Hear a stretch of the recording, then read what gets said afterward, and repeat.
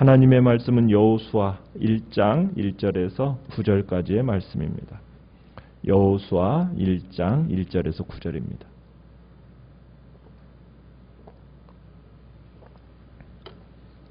여호수아 1장입니다. 여호와의 종 모세가 죽은 후에 여호와께서 모세의 수종자 눈의 아들 여호수아에게 말씀하여 이르시되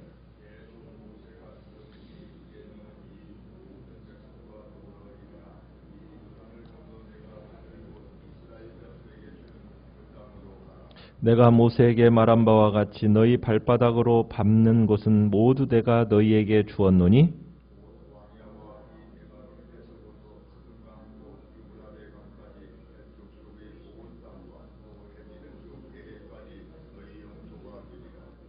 내 평생에 너를 능히 대적할 자가 없으리니 내가 모세와 함께 있었던 것 같이 너와 함께 있을 것임이니라. 내가 너를 떠나지 아니하며 버리지 아니하리니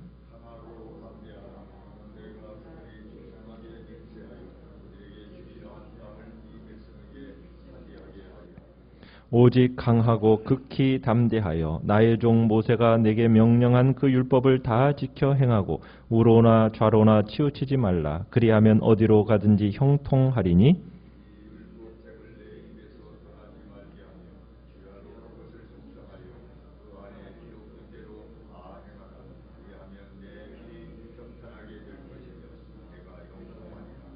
같이 읽습니다. 내가 네게 명한 것이 아니냐. 강하고 담대하라. 두려워하지 말며 놀라지 말라. 내가 어디로 가든지 내 하나님 여호와가 너와 함께 하느니라 하시니라. 아멘. 오늘 말씀의 제목은 하나님의 사람 여호수아라는 제목으로 말씀을 나눕니다. 이제 드디어 파란만장하고 지긋지긋했던 40여 년의 광야 생활이 끝이 나게 됩니다. 그렇지만 이스라엘은 아직 가나안에 입성하지 못하고 있고요. 요단강 건너편에서 지금 약속의 땅을 바라만 보고 있을 뿐입니다. 이스라엘은 모압 그 광야에서 모세의 장례식을 치르고 이제 30일 동안 그의 죽음을 애곡했습니다. 이스라엘은 이제 약속의 땅, 그 가나안 땅을 입성을 앞두고 있는데 요단강을 건너 이제 가나안 그 입성을 눈앞에 둔 이스라엘에게 있어서는 역사적으로 가장 중요한 순간에 와 있는 겁니다. 이 가나안 입성을 앞둔 이스라엘 백성들, 그들에게는 여러 가지 준비가 필요했는데 그 중에 가장 중요한 일은 뭐였느냐면 새로운 지도자로 세워진 여호수아의 리더십 아래 온 백성이 하나가 되는 겁니다. 세대가 바뀌고 사람들이 바뀌었지만 하나님의 약속은 지속되었고 모세가 비록 위대한 사람이었기는 하지만은 모세의 죽음이 이 하나님의 계획과 하나님의 역사에 차질을 빚게 할 수는 없었던 거죠. 이스라엘의 어떻게 보면 용맹스러운 장군이었던 그리고 오랜 세월 모세의 곁을 지키면서 그를 도왔던 여호수아, 그가 이제 모세의 후임자로 선택을 받았습니다. 40여 년 동안 어떻게 모세의 그늘에 가려서 철저하게 정말 모세의 그늘에 늘 가려있는 삶을 살았던 사람이 바로 이 여호수아입니다. 모세의 옆에서 신복이 되어서 늘 모세를 돕고 그 옆에서 신실하게 섬겼죠. 그런 여호수아에게 드디어 기회가 찾아온 겁니다. 하나님께서는 이 순간을 위해서 여호수아에게 준비시키셨고 그리고 모세는 이 날을 위해서 어떻게 보면은 여호수아를 훈련시켜 왔던 거죠. 그런데 모세가 1절에 보면은 모세의 수종자로서만 어떻게 보면은 여호수아가 알려져 있었습니다. 그런 모세의 수종자 눈의 아들 여호수아가 과연 이 모세의 빈자리를 채울 수 있을까? 어떻게 보면은 전임자가 40년 동안 이룩해 놓고 성공적으로 안정적으로 지도력을 그렇게 이렇게 잘 이룩해 왔는데 그것을 후임자가 이어간다라는 것은 부담이 될 수밖에 없는 내용입니다. 어쩌면 여호수아 자신도 그 불안과 부담감이 있는데 백성들도 마찬가지였을 겁니다. 그런데 하나님은 여호수아의 리더십에 대해서 한 번도 의심을 하지를 않으십니다. 주님께서 여호수아에게 전에도 말씀하셨던 것처럼 여호수아에게 동일하게 말씀을 하십니다. 모세와 함께 했던 것처럼 2절에 보면 그렇죠. 이제 모세와 함께 했던 것처럼 이제 너와 함께 할 것에 대한 이야기를 이제 이 5절에 보면은 이제 하고 계세요. 어쨌든 여호수아가 끊임없이 기도하고 정말 하나님 앞에 나아가는 한 모세와 함께 하셨던 그 하나님께서 여호수아와 함께 하시고 그리고 여호수아를 통해서 그 지도력을 이끌어가고 계실 것, 그것을 말씀하시면서 여호수아의 리더십이 그렇게 큰 문제가 되지 않을 것을 지금 말씀하고 계시는 겁니다.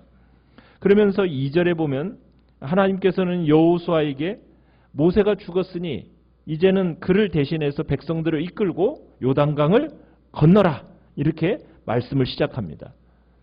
모세가 죽었다, 이 말씀은 이제 더 이상은 그의 죽음으로 인하여서 슬퍼하지 말라는 겁니다. 슬퍼하지 말고 앞으로 나아가라는 거죠.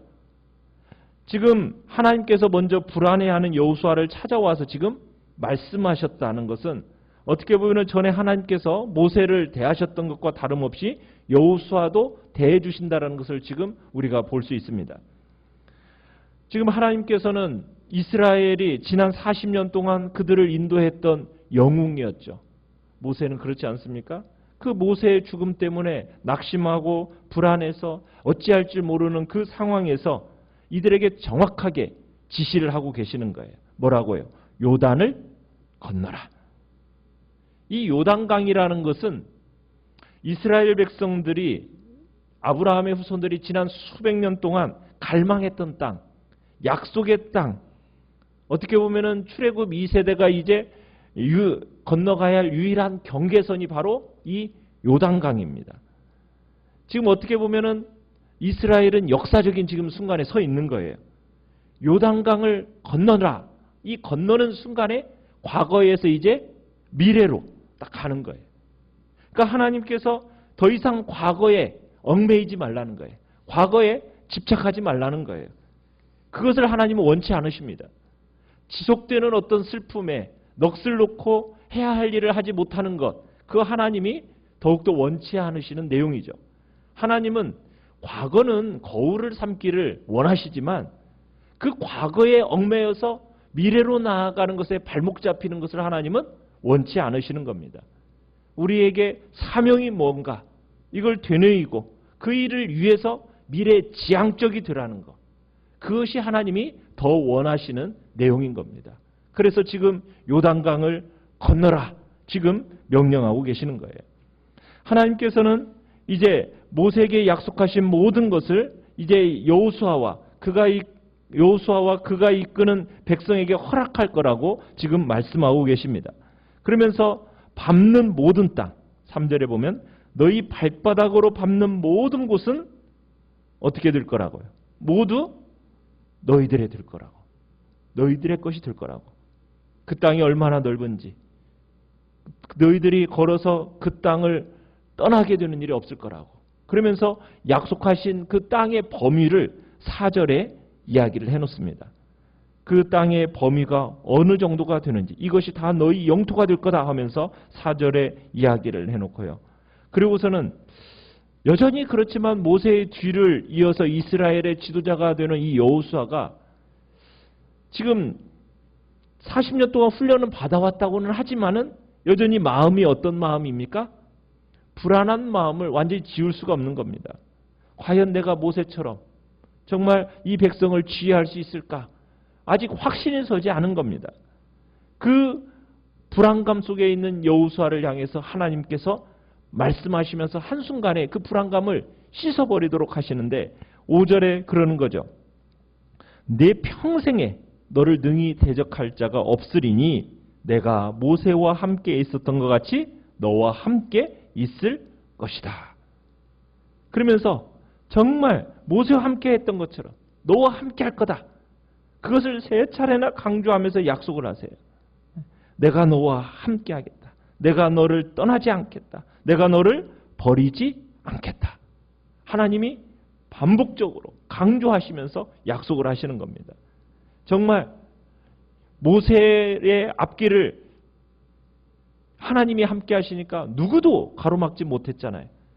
심지어 애굽의 바로도 모세의 적수가 못했잖아요. 전능하신 능력이 함께 하시니까 정말 누구도 적수가 없었던 것처럼 여호수아 너와 내가 함께 하겠다. 그렇다면 누가 너의 앞길을 막을 수 있겠느냐 하면서 어떻게 보면은 앞으로의 승승장구를 재확인시켜 주는 겁니다. 자, 그러면서 내 평생에 정말 너의 앞길을 막지 못할 거다. 아무도 너를 막지 못할 것이다. 하면서 승리의 보장을 지금 여호수아에게 해주시는 거죠. 그러면서 6절에도 얘기하는 것이 강하고 담대하라. 7절에도 오직 강하고 극히 담대해라. 9절에도 강하고 담대하라 하면서 여호수아에게 세 차례에 걸쳐서 강하고 담대할 것을 지금 권면하고 계시는 겁니다. 하나님께서 이제 후계자로 세워진 이 여호수아, 정말 모세와 함께 했던 것처럼 이제 너와 함께 할 거라고 말씀하시면서 이 강하고 담대하라는 이 표현이 지금 항상 하나님이 도움이 함께 할 거니까 그 함께 하심을 전제하는 그 상황 속에서 사용이 되는데 그냥 맹목적으로 강하고 담대해라 이렇게 하시는 것이 아니라 주님과의 관계를 바탕으로 해서 강하고 담대하라고 지금 명령하고 계세요. 그러면 지금 여호수아는 무엇을 어떤 일을 하는 것에 있어서 강하고 담대하는 걸까요? 우리는 주로 어떤 생각을 해요? 가나안 땅을 정복하는 일에 있어서 백성을 인도하고 가나안 땅을 정복하는 일에 있어서 강하고 담대해라, 용감하라 그런 뜻으로 간주하기가 쉽죠. 그런데 본문은 그것을 얘기하지 않습니다. 전쟁에서 강하고 담대해라 그것을 말하는 것이 아니라 7절과 8절을 보시면은 율법을 지키는 일에 있어서 강하고 담대하라고 권면하는 것을 보게 돼요. 강하고 담대하게 뭐 해라? 율법을 지켜 행하라. 지금 그것을 자세하게, 상당히 자세하게 설명하고 있어요. 우리말에는 첫 번째로 뭐 자세하게 잘 드러나 있지는 않지만 하나님께서는 여호수아에게 율법을 지키는 일에 있어서 매우 신중하고 조심해라 이걸 당부하십니다. 온 몸과 온 마음을 율법을 지키는 일에 쏟으라는 거예요. 그러면서 두 번째 7절에 그러죠. 뭐 그 율법을 어떻게 하라고요? 다 지켜 행하라. 모든 율법을 어떻게 하라고요? 다 지켜 행하라는 거예요. 그냥 네 취향에 맞춰서 지킬 건 지키고 지키고 싶지 않은 것은 무시하고 그렇게 하지 말고 하나님의 그 모든 말씀은 다 지켜 행할 말씀이니 성경 그 모든 말씀에 따라 순종할 것을 요구받고 있는 겁니다. 그러면서 하나님께서는 여호수아에게 한순간도 우로나 좌로나 치우치지 말라. 뭐예요? 율법의 기준에서 절대로 벗어나지 말라고. 하나님의 말씀에 따라 살아가는 일에 있어서 결코 예외로 정말 삼는 것, 잠시라도 정도를 이탈하는 것 절대 없도록 해라. 지금 명령하고 계시는 겁니다. 그러면서 8절에 보면은 하나님의 말씀이 뭘 떠나지 않도록? 내 입을 떠나지 않도록 해야 된다. 네 일상적인 대화, 권면, 그 모든 것이 하나님의 말씀을 의식하는 가운데 그 말씀의 바탕에 둔 말을 해야 된다. 그리고 하나님께서는 그 말씀을 율법을 어떻게 하라고요? 주야로 묵상하며 살아라. 묵상하다라는 것은 정말 곱씹고 곱씹어서 내 신체의 일부처럼 하나님의 말씀이 되어야 된다. 내 삶의 모든 영역이 여호와의 그 율법의 지배 아래 있어야 할 것을 말씀하시면서 뭘 하든지 결정하든지 그 말씀의 기준에 따라서 결정해야 될 것을 말씀하고 계시는 거예요. 그러니까 하나님께서 지금 거룩한 백성 이스라엘의 지도자 여호수아에게 요구하시는 것이 뭡니까? 어떤 전쟁 수행 능력이나 어떤 행정력 이것을 요구하시는 것이 아니라 온 백성에게 신앙적으로 모범이 되라는 거예요. 지금 이것을 요구받고 있는 겁니다. 지금 하나님께서는 주변의 모든 불안한 요소에도 불구하고요. 여호수아에게 지금 강하고 담대하라. 그러면서 믿음을 가지라고 권면하시는데 율법을 지키는 일에 있어서 강하고 담대하라는 것. 말씀대로 살겠다라는 그 확고한 의지를 가질 것을 지금 전제하고 있는 겁니다. 믿음과 결단을 촉구하는 거예요. 우리가 신앙생활을 하면서 지녀야 할 게 바로 이것입니다. 하나님의 능력에 대한 전적인 확신, 믿음, 이것이 필요합니다. 그와 동시에 어떠한 불이익을 감수하더라도 나는 하나님의 말씀이 요구하는 기준에 따라 살겠다. 이 의지가 필요한 겁니다. 그래서 이스라엘 국가가 출범한 이래로 가장 큰 전쟁을 앞둔 여호수아에게 하나님께서는 어떻게 보면 전쟁과는 별 상관이 없는 그런 주제로 권면하고 계시는 거예요. 참 이게 참 매우 인상적입니다. 전쟁에서의 승리는 이스라엘의 군사력이나 여호수아의 그 훌륭한 전술에 달려있는 게 아니라는 거예요. 얼마나 하나님의 말씀에 순종하였느냐. 여기에 달려있다는 거예요. 그러니까 전쟁은 하나님께 속한 것이기 때문에. 그러니까 가나안 정복을 앞둔 이들에게 지금 요구되는 것은 다른 게 아닙니다. 온 마음을 다해서 율법을 준수하는 것. 이것이 바로 전쟁에서 승리하기 위한 어떠한 준비보다도 중요하다는 겁니다. 우리 그리스도인의 삶에 있어서 가장 중요한 게 뭐냐는 거예요. 그건 다름 아닌 말씀에 대한 순종이라는 겁니다. 이게 가장 중요한 문제라는 거죠. 그래서 오늘도 우리는 주님의 임재에 대한 약속을 붙들고 믿음으로 그 말씀에 순종하는 삶을 살겠다라는 결단. 어떤 상황 속에서도 나는 하나님의 말씀을 붙들고 그 말씀의 지배 가운데 오직 말씀의 기준을 따라서 치우치지 않고 나는 말씀대로 살아가겠다라는 그 결단.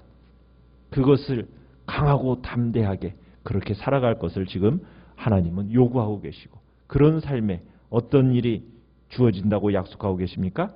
어디로 가든지 형통한다. 내 길이 평탄하게 된다. 내가 형통하다. 주님은 약속하고 계시는 것입니다. 오늘 말씀을 기억하시면서 오늘도 우리가 승리의 길은 다른 데 있는 게 아니라 오직 하나님의 말씀을 붙들고 얼마나 그 말씀을 내 안에 집어넣어서 그 말씀이 내 삶에 내 육신의 체득화가 되어지는가. 말씀 하나하나가 세포화가 되어져서 그 말씀에 철저한 지배를 받고 살아가는가. 이것이 우리의 인생의 정말 성공과 형통과 정말 승리의 척도이라는 것을 오늘도 기억하면서 말씀을 그 우리의 삶에 풍성하게 참으로 묵상하고 그 말씀대로 순종의 길을 걸어가겠다고 결단하시길 바랍니다.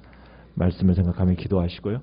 연약한 우리의 지체들을 위해서 기도하시고 오늘 수요 예배를 위해서 기도해 주시고 또 이제 재직회 또 이제 내년 또 준비되어지는 모든 부분들이 잘 준비되어지는 것을 위해서 기도하시기 바랍니다. 그래서 기도하시기 바랍니다.